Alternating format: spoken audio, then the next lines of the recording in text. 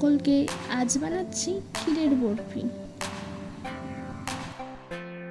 এই ক্ষীরের বরফি বানানোর জন্য দুধটাকে কড়াইয়ে ঢেলে ভালো করে ফুটিয়ে নিতে হবে।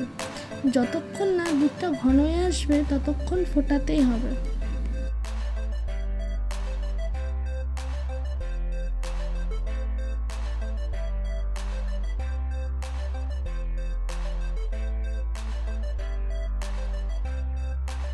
দুধটা অনেকক্ষণ ফুটে ফুটে অনেকটা ঘন হয়ে গেছে।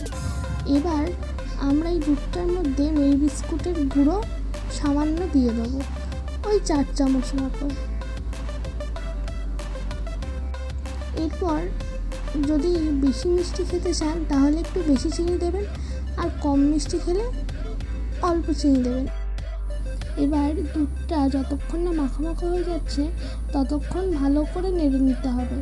দুধটা যখন মাখা মাখা হয়ে যাবে তখন একটা পাত্রে ঘি মাখিয়ে দিয়ে ওটাকে ভালো করে চাড়িয়ে দিতে হবে। ক্ষীরটা পুরো ছড়ানো হয়ে গেলে ওপর দিয়ে টুকরো করা কাজু আর কাঠবাদামের টুকরো ছড়িয়ে দিতে হবে।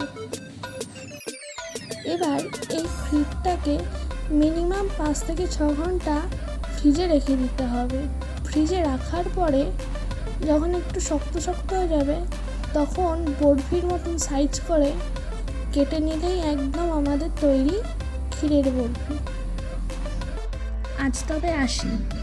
ভালো লাগলে অবশ্যই কমেন্ট করে জানাবেন, শেয়ার করবেন, আর আমার চ্যানেলটাকে সাবস্ক্রাইব করতে ভুলবেন না যেন। নমস্কার।